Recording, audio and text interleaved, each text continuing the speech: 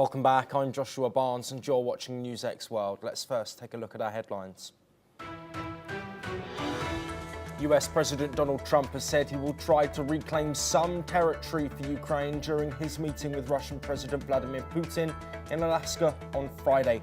Trump does claim, though, that both countries will need to cede land, while he says he will know within minutes if Putin wants to end the war. This comes as European leaders and Ukrainian President Volodymyr Zelensky plan to speak with President Trump ahead of this summit, amid fears Washington may impose unfavourable peace terms on Ukraine. Zelensky says there is no sign Russia is preparing for peace.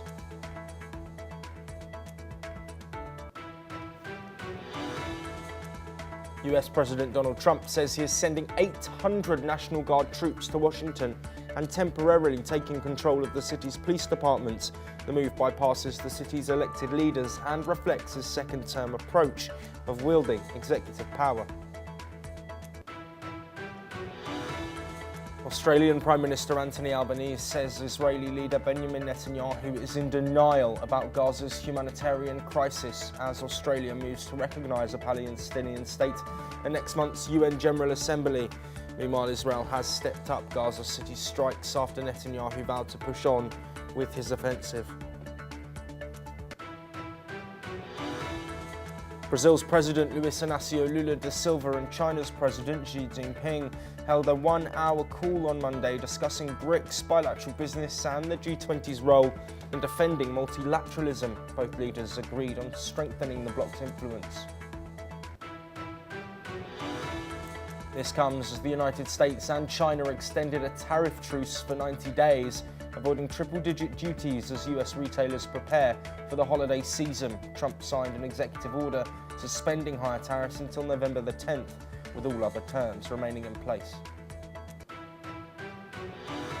Meanwhile, South Korean President Lee Jae-myung will visit the United States this month for his first meeting with President Donald Trump since taking office. The summit on August the 24th to 26th will highlight a new trade deal and shared security issues. And Colombian Senator and presidential candidate Miguel Uribe has died 2 months after being shot in the head at a campaign rally in Bogotá. His wife confirmed his death, while a teenager is in custody over the attack, whose motive remains unclear. But we start this hour with trade, as South Korean President Lee Jae-myung and US President Donald Trump are set to hold their first summit meeting on August the 25th in Washington to discuss strengthening bilateral security alliances and economic partnership between the two countries. Lee's office says the three-day US visit will run from August the 24th to August the 26th, while his planned visit to Japan has not yet been confirmed. According to the South Korean presidential office, the two leaders will discuss ways to develop the alliance into a comprehensive strategic partnership in response to the changing international security and economic environment. We'll now hear what the South Korean presidential office spokesperson Kang Yoo-jung has had to say. 이재명 대통령은 트럼프 대통령의 초청으로 8월 25일 한미 정상회담 개최를 위해 8월 24일부터 26일까지 미국을 방문할 예정입니다. 이번 회담은 한미 정상 간 첫 대면으로 두 정상은 변화하는 국제 안보 및 경제 환경에 대응하여 한미 동맹을 미래형 포괄적 전략 동맹으로 발전시켜 나가기 위한 방안을 논의할 예정입니다. 두 정상은 이번에 타결된 관세 협상을 바탕으로 반도체, 배터리, 조선업 등 제조업 분야를 포함한 경제 협력과 첨단 기술, 핵심 광물 등 경제 안보 파트너십을 양국 간에 더욱 강화하기 위한 방안에 대해서도 협의할 것으로 Well, Trump announced on July the 30th that the countries had reached a trade deal that would subject South Korean goods to 15% import duties, lowering the tariff he had initially set. In return, Trump has said that South Korea will announce investment plans at the upcoming summit, and that Seoul had committed to making $350 billion worth of investments to be selected by him. While joining us to discuss this meeting that is upcoming and the wider ramifications of the meeting. Peter Cardillo, a chief markets economist at Spartan Capital Securities, who's joining us live from New York. Peter, as always, thank you for joining us. I want to start with the end of that short read section that I had there. Of course, a 15% tariff rate agreed between South Korea and the United States, but that investment of potentially $350 billion and of Trump's choosing. Can you detail that for us and explain exactly what that will mean? Well, I mean, I think it's basically a start. I would suspect that if that $350 billion of investments comes to fruition, that level of tariff will probably be lessened down to maybe about 10-11%. So that would be good news for South Korea, and obviously also for the United States. The situation is that of trying to make deals that are satisfactory to everyone. Now, tariffs, as you all know, are inflationary, even if they're at 10 or 11%. So in that respect, it's a challenge for the central banks around the world. But obviously, the lower the tariffs, the less threat of higher inflation, or shall we say, lingering inflation that could be more damaging than just have a spike up in inflation and then come back down. Yes, and Peter, let's go back to this meeting. Of course, the first meeting between these two leaders, Lee Jae-myung, recently elected, and of course Donald Trump in his second term since the start of the year. How significant is the alliance between the US and South Korea, given risks surrounding North Korea and of course other issues in that region where they're both aligned on? Well, it's very significant. I mean, South Korea has been, as an ally, has been protected by the United States. And of course, in the previous Trump's administration, he seemed to calm down the North Korean president, and I think he'll accomplish that in his second term. Of course, it's a very delicate situation. I doubt very much that the United States would ever abandon South Korea. I don't see that. But again, it's a sort of like a bargaining tool, in the sense that South Korea needs to be protected by the United States. It needs to be protected by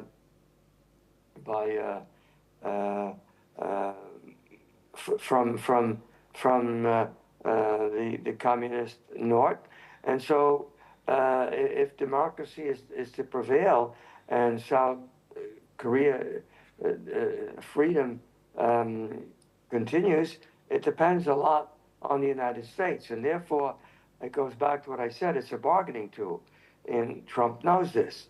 So to a certain degree, South Korea needs to play ball, so to speak, with the Trump administration and come to an agreement that would be beneficial. And $350 billion is a lot of money, and so an investment of that nature would be quite positive for the United States.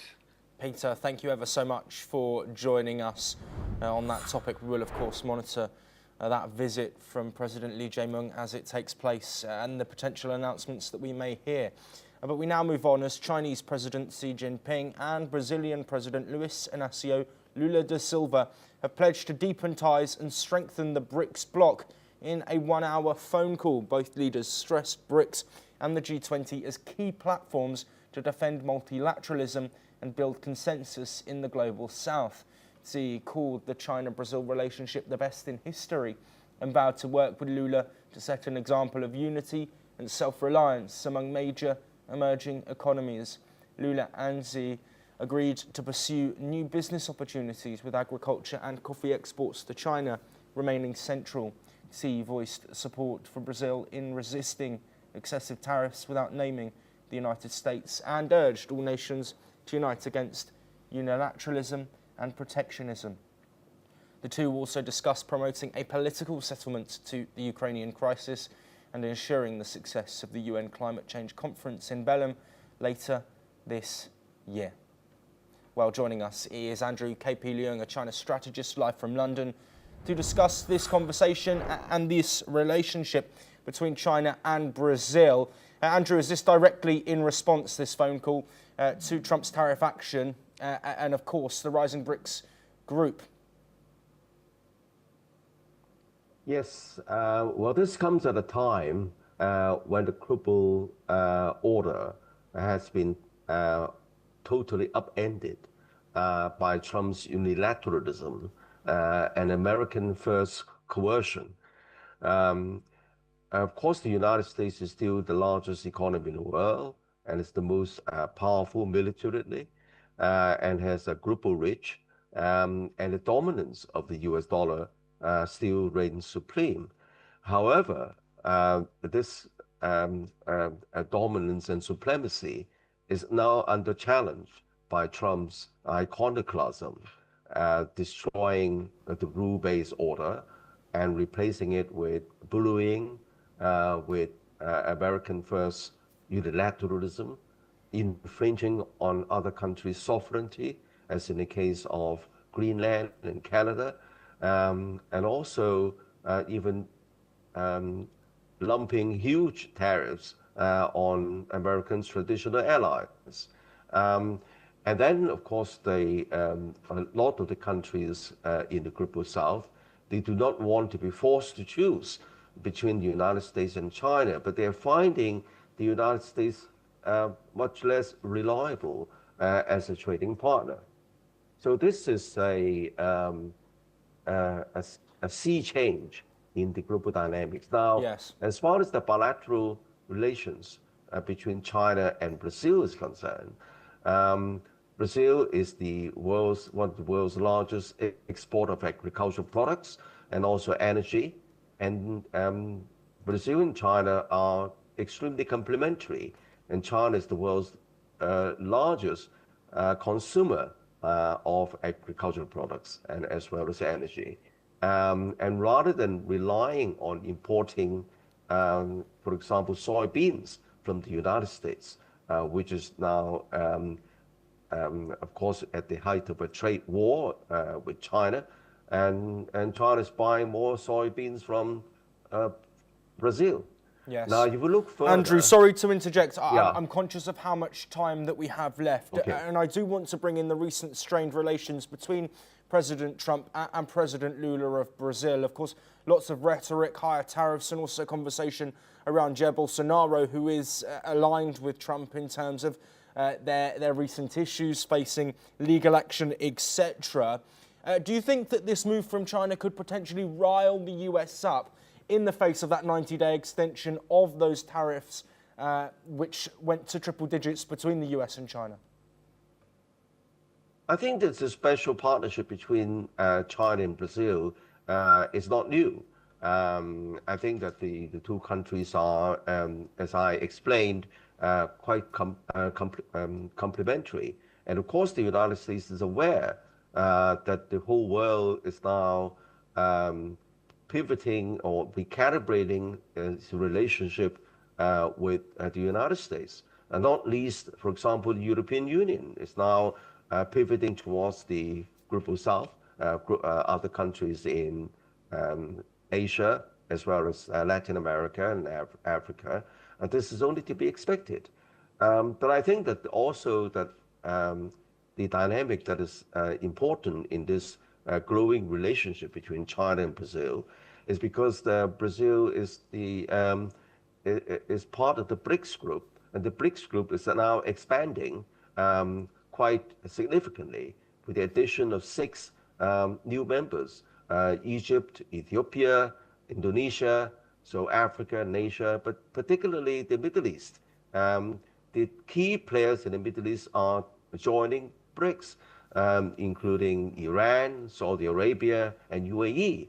So I think that this is also a significant dynamic of development in increasing the influence of the BRICS group. Not that it's going to form a solid bloc, but then there is a greater complementarity and increasing areas of cooperation, particularly in the light of Americans' unilateralism and iconoclasm of the post-war global order. Andrew KP Leung, thank you ever so much for joining us and discussing that conversation and the wider ramifications of Chinese-Brazil relations. We appreciate your input. Let's move on now, as US President Donald Trump has again taken credit for brokering peace deals between nations, this time reiterating his role in resolving conflicts between India and Pakistan and Azerbaijan and Armenia.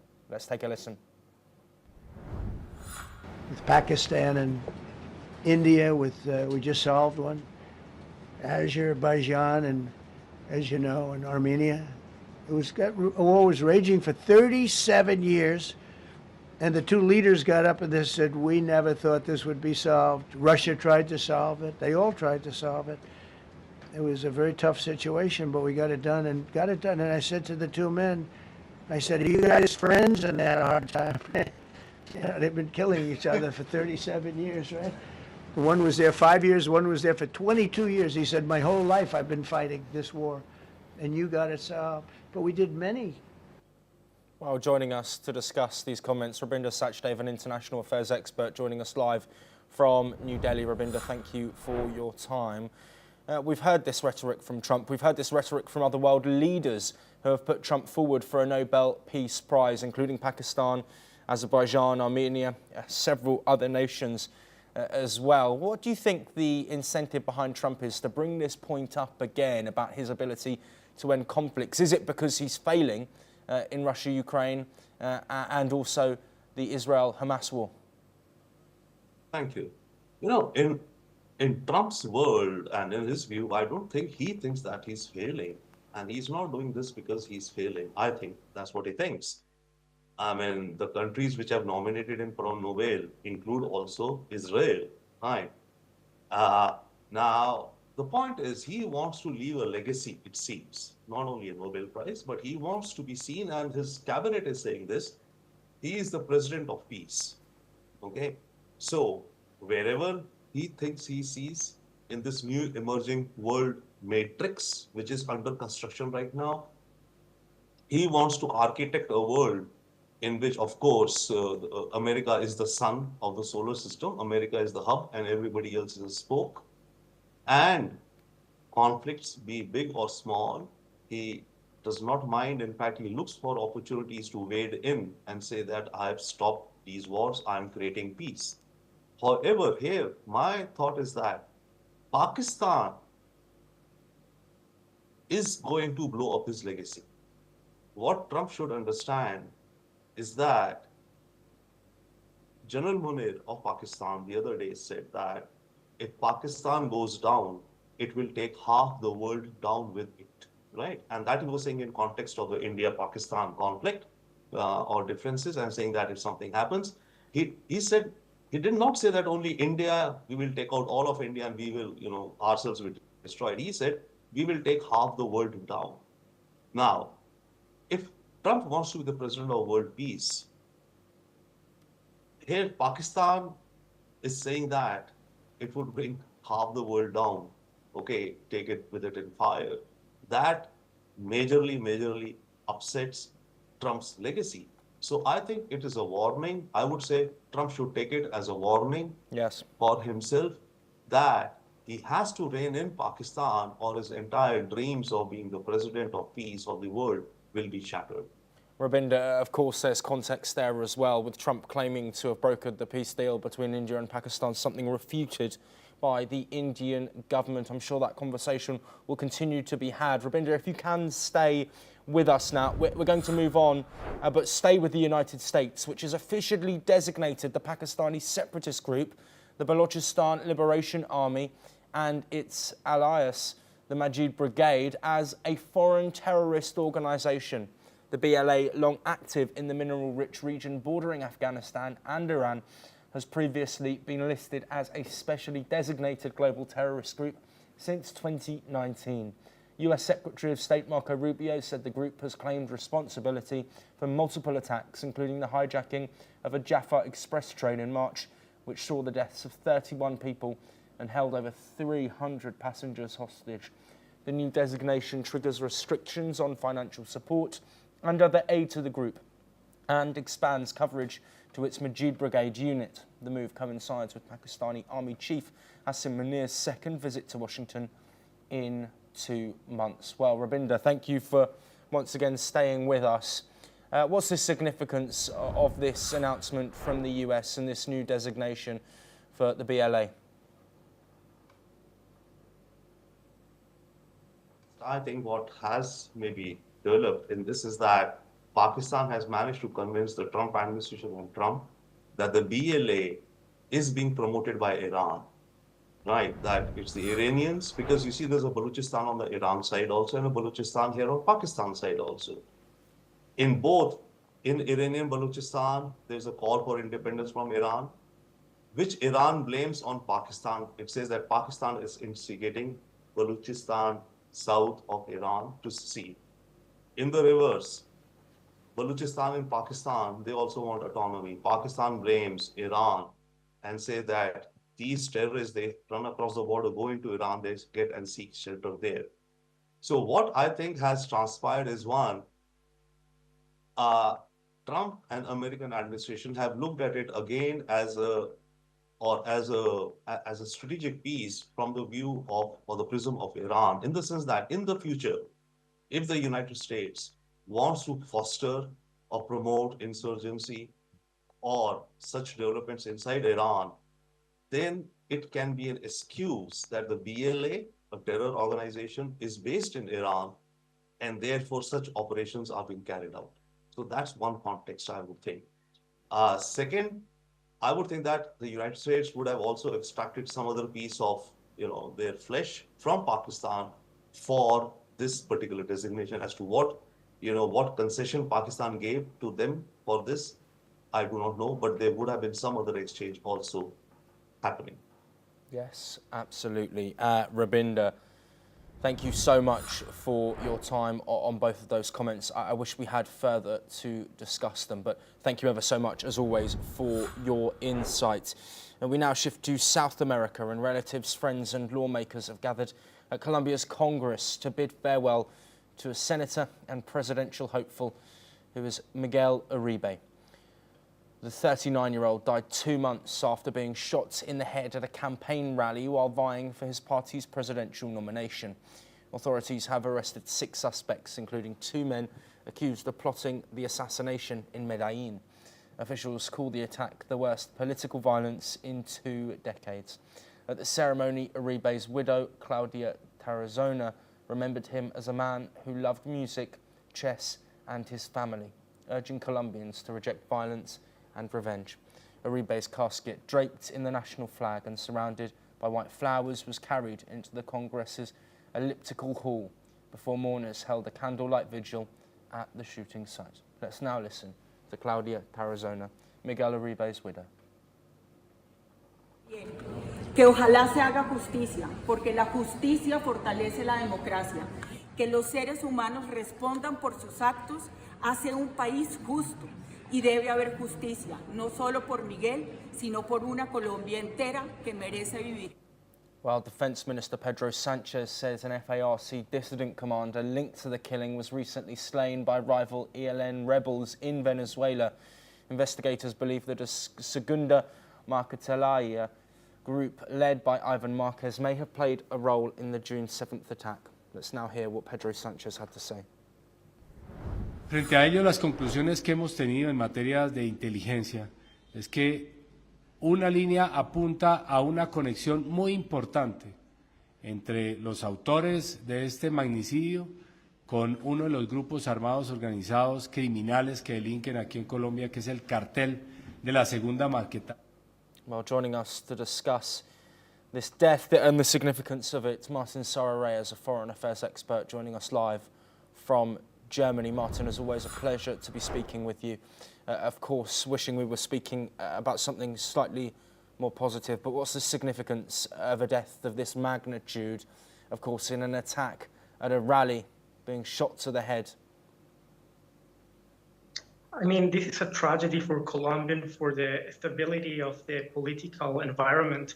We're going to see that, unfortunately, this horrible attack will be used for political gains, and it's going to be politicized by both sides.